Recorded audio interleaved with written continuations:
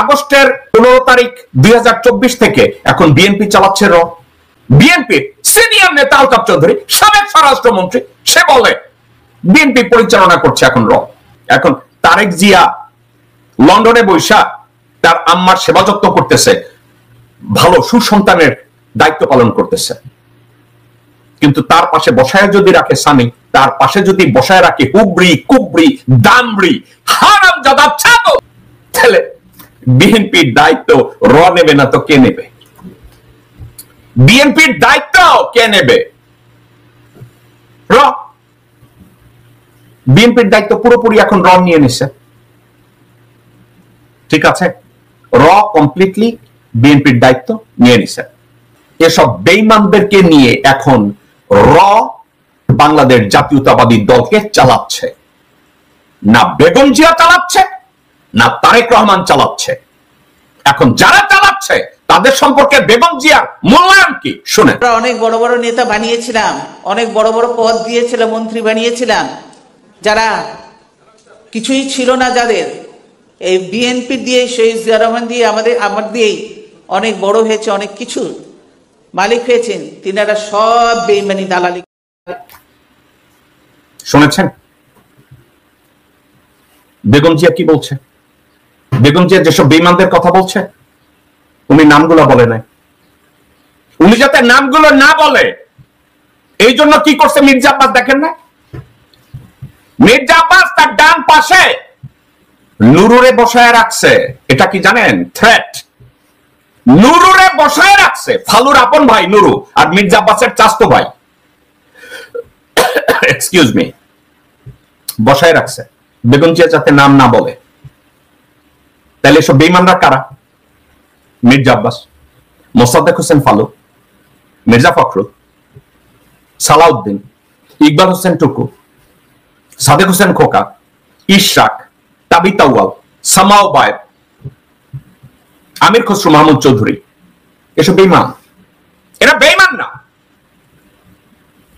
এদের জন্ম হয়েছে নিষিদ্ধ পল্লীতে। এদের কোন ঈমান নাই, এরা মুনাফিক, এরা ফাসিক, এরা কুত্তার বাচ্চা, এরা শুয়োরের বাচ্চা, এরা বেজন্মা, যারা আমার বাংলা মাতাকে প্রতি মুহূর্তে কলুষিত করছে। বাংলার মাটিতে এদেরকে ছাড় দেওয়ার কোনো প্রশ্ন আসে না। দর্শকবৃন্দ, আজকে শুধু আমি আমার কথা বলি নাই, বাংলাদেশের 64টা জেলায় বর্তমান বিএনপির অবস্থা এইটা, আওয়ামী লীগ পুনর্বাসন কেন্দ্র।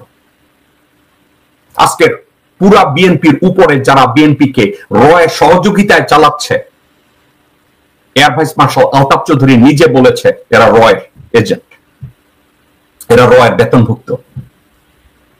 এখন বেগম জিয়া এবং তারেক রহমান, ওনারা কি এটা জানেন? ওনারা কি এটা জানেন? না জানার তো কোনো কারণ নাই। এটা কি বেগম জিয়া জানবেন না, তারেক রহমান জানবেন না? এটা যদি না জানেন তাহলে তো নেতৃত্ব দেওয়ার যোগ্যতা ওনাদের নাই। ওনারা তো এটা জানে, তো জানার পরে কিছু বলছেন না, তাহলে কি এখানে কোনো ট্র্যাপ আছে? তারা কি নেতৃত্বের উপরে নিয়ন্ত্রণ নিতে চাচ্ছেন না? সমস্যা কোথায়? একটা কথা, ফর এক্সাম্পল, তারেক রহমান এবং বেগম জিয়াকে যদি মির্জা আব্বাসের মতো লোক, মোসাদ্দেক আলী ফালুর মতো লোক, নুরুর মতো লোক, সাদেক হোসেন খোকা এবং ইশাকের মতো লোক, আব্দুল আওয়াল মিন্টুর মতো লোক, এরা যদি সবাই ব্ল্যাকমেইল করে, আমি যদি বেগম জিয়া অথবা তারেক রহমান হতাম, এই কথাটাই বলে দিতাম যে এরা তো আমাদেরকে ব্ল্যাকমেইল করছে। শুধু বিএনপি না, দেশের সাধারণ জনগণ ওদের 20 দাঁত ভেঙে ওদেরকে মাটির তলে ঢুকিয়ে দেবে। বেগম জিয়াকে শুধু একবার বলতে হবে যে আমার সাথে বেইমানি করেছে, এইসব লোকজনরা মাটির সাথে মিশিয়ে দিবে। আমি বলছি না ব্ল্যাকমেইল করছে, আমি বলছি না, কিন্তু যদি করে, আর যদি ব্ল্যাকমেইল না করে, ওনারা কেন সিদ্ধান্ত নিতে পারছে না? এইসব উপান্তীয় ভারতীয় কুত্তার বাচ্চা হারামজাদা বেজন্মাদেরকে দিয়ে কেন বিএনপি চালাতে চাচ্ছে? যেসব লোকরা এখন বিএনপি চালাতে চাচ্ছে, না এরা দলের জন্য ভালো, না এরা দেশের জন্য ভালো, না তারা সমাজের জন্য ভালো। তারপরে এদের উপরে কেন নেতৃত্ব থাকবে? দর্শকবৃন্দ, আমি বিএনপির শত্রু না, আমি বাংলাদেশের কোন রাজনৈতিক দলের শত্রু না। কারণ বাংলাদেশের প্রত্যেকটা রাজনৈতিক দল যদি বলে আমার বাংলা মা বাংলাদেশের অস্তিত্বকে তারা রক্ষা করবে, বাংলাদেশের প্রত্যেকটা রাজনৈতিক দল যদি বলে আমাদের ইমানি দায়িত্ব আমাদের দেশের অস্তিত্বকে রক্ষা করার, বাংলাদেশের প্রত্যেকটা রাজনৈতিক দল যদি বলে হেল উইথ ভারত, ভারতকে যে কোনো মূল্যে আমরা রুখে দেব, আমি দলের প্রশংসা করতে চাই। আমি ওই দলের নীতিমালাকে ধারণ করতে চাই, হোক সে যে কোনো দল। আওয়ামী লীগ আর বাংলাদেশের কোন রাজনৈতিক দল না। গত 17 বছরে তারা প্রমাণ করে গেছে আওয়ামী লীগ বাংলাদেশের কোন রাজনৈতিক দল না। আমি বেগম জিয়ার সাথে 100% একমত। 72-এর সংবিধানকে চিরে ফেলে দেখ, চুপ্পুকে এবং ওয়াকারকে অপসারণ করা হোক অনতি বিলম্বে। আমি বেগম জিয়ার সাথে একমত। বেগম জিয়া এবং তারেক রহমান, আপনাদেরকে সিদ্ধান্ত নিতে হবে আপনার দলের নেতৃত্ব কাদের উপরে যাবে। ইট ইজ ক্লিয়ার, বিএনপির মধ্যে যারা ভারতপন্থী আপনারা তাদেরকে সর্বোচ্চ পজিশনে বসিয়ে রেখেছেন, আর যারা ভারতপন্থী না তাদেরকে শারীরিক, মানসিক, পুলিশি নির্যাতন, গুম, খুন সবকিছু করাচ্ছে। তারেক রহমান, এর দায়ভার আপনার ঘাড়েও যাবে। বিএনপি বেগম জিয়াও চালাচ্ছে না, বিএনপি তারেক জিয়াও চালাচ্ছে না, বিএনপি চালাচ্ছে বাংলাদেশ জাতীয়তাবাদী দল বিকাম ভারতীয় জনতা পার্টি। ভারতীয় জনতা পার্টি এখন বিএনপি চালাচ্ছে। কিভাবে বিএনপি চালাচ্ছে? বিএনপির লোকজনরা ভারতের এগেনস্টে কোনো কথা বলে না, ভারতের এগেনস্টে বিএনপি কোনো কথা বলে না, কিন্তু এইটা বলে আমরা তো ভারতীয়। বুঝেছেন? ভারতের এগেনস্টে কোনো কথা বলে না, ভারতের এগেনস্টে কোনো কথা বলে না, হাসিনার কোনো বিচার চায় না, গণহত্যায় ভারত জড়িত এটা নিয়ে কোনো কথা বলে না, বিডিআর পিলখানা ম্যাসাকারে ভারত জড়িত এটা নিয়ে তারা কোনো কথা বলে না। আজকে মেজর হাফিজ সেও বলেছে যে আর্মি যেখানে হাসিনাকে সমর্থন করেছে, বিএনপি আন্দোলন করে 10 বছরেও তাদেরকে আরো 10 বছরে নামাইতে পারতো না। দেখেন মেজর হাফিজ কি বলছে। আমরা যদি আরো 10 বছরও সংগ্রাম করতাম, এই স্বৈরাচারী সরকারকে, যারা সেনাবাহিনীর অস্ত্র নিয়ে, মারণাস্ত্র নিয়ে নিরস্ত্র মানুষের উপর ঝাঁপিয়ে পড়ে, এদেরকে সরানো তো সম্ভব ছিল না। শুনেছেন? এদিকে আমার কথা সম্ভব ছিল না। তাহলে এই সালাউদ্দিন, এই হুবড়ি, এই গান্ডু, এই এস এম আলমের কি জানি আলম, এই আলম যে কয়েক হাজার কোটি টাকা চুরি করছে, এই এস এম আলমের কোম্পানি এখন কে চালাইতেছে আপনারা জানেন? কার তত্ত্বাবধানে আছে জানেন? এই সালাউদ্দিনের তত্ত্বাবধানে। আলমের পুরো সম্পত্তি, কোম্পানি, বাণিজ্য কার তত্ত্বাবধানে? বেগম জিয়া পরিবারের এক জামাই সালাউদ্দিন, সে নাকি তারেক জিয়ার খালাতো বোনের জামাই। ওই যে হাসিনার খালাতো বোনের, হাসিনার বইনের দেবর না ভাসুর তারেক সিদ্দিকী যেভাবে জবাই করছে, ওই তারেক সিদ্দিকের মতো এই ধরনের জামাই হচ্ছে সালাউদ্দিন। মির্জা ফখরুল, মির্জা আব্বাস এবং আপনাদের বিএনপির সিনিয়র নেতাদের অনুরোধে, রিকমেন্ডেশনে পুলিশ আপনাদেরকে পিক আপ করে আপনাদেরকে পিটিয়েছে। হাবিবুন নবী সোহেল, আপনি কি এটা জানেন? আপনার নেতৃত্ব সম্পর্কে আমার কিছু ধারণা আছে, লোকজন আমাকে কিছু ধারণা দিয়েছে।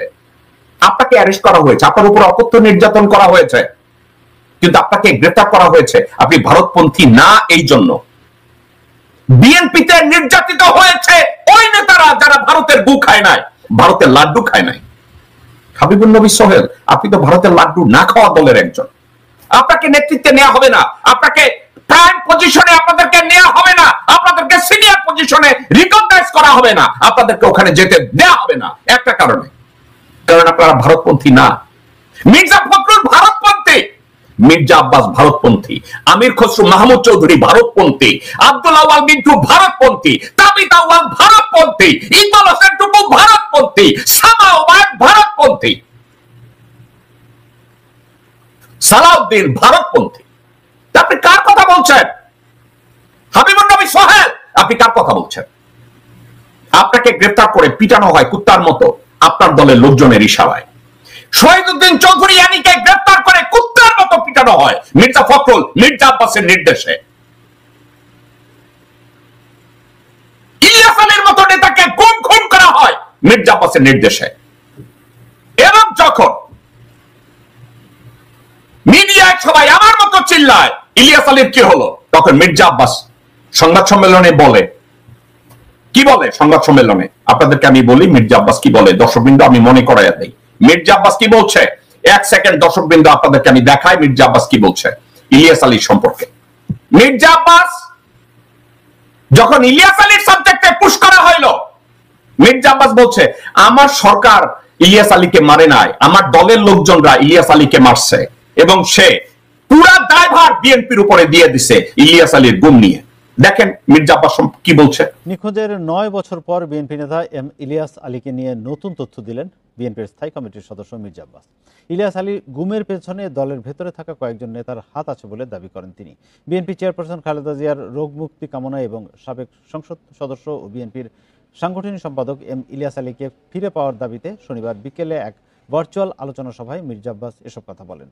আওয়ামী লীগ সরকার ইলিয়াস আলীকে গুম করেনি বলেও জানান তিনি। আমি জানি আপনার সরকার, আমার বাংলাদেশ সরকার, আওয়ামী লীগ সরকার গুম করে নাই। ইলিয়াস গুমের পিছনে আমার দলের অভ্যন্তরে লুক্কায়িত যে বদমাশগুলো আছে তাদেরকে দয়া করে একটু আইডেন্টিফাই করে ব্যবস্থা করেন প্লিজ। সে বলছে প্রথমে আমার সরকার, তারপরে বলছে আমার আওয়ামী লীগ সরকার এই গুমের সাথে জড়িত না। মির্জা আব্বাসের নিজের সরকার। তাইলে মির্জা আব্বাস সাক্ষী দিতেছে বিএনপি নিজে জড়িত ইলিয়াস আলীর গুম খুনের ব্যাপারে। এই বিএনপি, মির্জা আব্বাস নিজে বলছে ইলিয়াস আলীর গুম খুনের সাথে বিএনপি জড়িত। অথচ আমি ইলিয়াস আলীর এই মার্ডার নিয়ে আমি যখন এর আগেও ভিডিও বানিয়েছি, আমি দেখিয়েছি ইলিয়াস আলীকে কোথা থেকে গুম করা হয়েছে, কিভাবে গুম করা হয়েছে, কে এর সাথে জড়িত, সব আমি দিয়েছি। কি বলা হয়েছে? বিএনপি এই দায়ভার নিয়েছে। তো হাবিবুর নবী সোহেল যখন কান্নাকাটি করে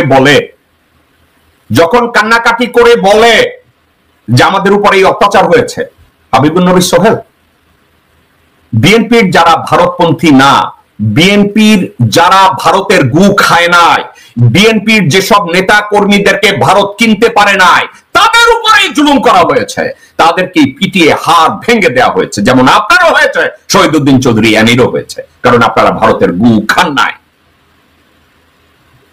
যারা বিএনপির যেসব নেতা কর্মীরা ভারতপন্থী না, ভারতপন্থী মিডিয়া সাংবাদিকরা তাদের পিছনে 24 ঘন্টা লেগে থাকে, তাদের কোথায় কি দোষ আছে, কোথায় পাদ মারছে, কোথায় পেঁচাক করছে, কারণ আপনারা ভারতপন্থী না। আপনার কি মনে হয় মির্জা ফখরুল যে ভারতের মির্জা ফখরুলের বউ, এরা যে সবাই ভারতীয় নাগরিক, এরা যে এই এদের মির্জা ফখরুলের শালা-শালীরা সবাই যে ভারতের নাগরিক, এটা কি সাংবাদিকরা জানে না? কিন্তু এটা নিয়ে কেউ কথা বলে না। বলবে কেন? মিডিয়া তো ভারতের। তাহলে কোন দিকে গেল পরিস্থিতিটা, কোথায় গেল? আপনি যদি ভারতপন্থী হন, বিএনপি করেন, আপনার সম্পর্কে কোনো বদনাম বেরোবে না। কারটা বেরোবে? হাবিবুর নবী সোহেলেরটা বেরোবে, শহীদুদ্দিন চৌধুরী ইয়ানিরটা বেরোবে। কারণ কি? ওরা তো বিএনপি ভারতের গু খায় নাই। কারটা বেরোবে? যারা বাংলাদেশের পক্ষে দালালি করে আমার মতো, তাদের দোষ বেরোবে। আর কাদেরটা বেরোবে না? যারা বলবে আমরা তো ভারতীয়। এই কথাটা যদি বলতে পারে আমরা তো ভারতীয়, আপনার সাতক্ষণ মা মির্জা ফখরুল আপনারা চিল্লাবে না, চুমা দেবে। আব্দুল আওয়াল মিন্টু আপনারা গালি দিবে না, চুমা দিবে। তাবিত আউয়াল তাদেরকে চুমা দিবে, ঈশা তাদেরকে চুমা দিবে। খালি বলবেন আমরা তো ভারতীয়।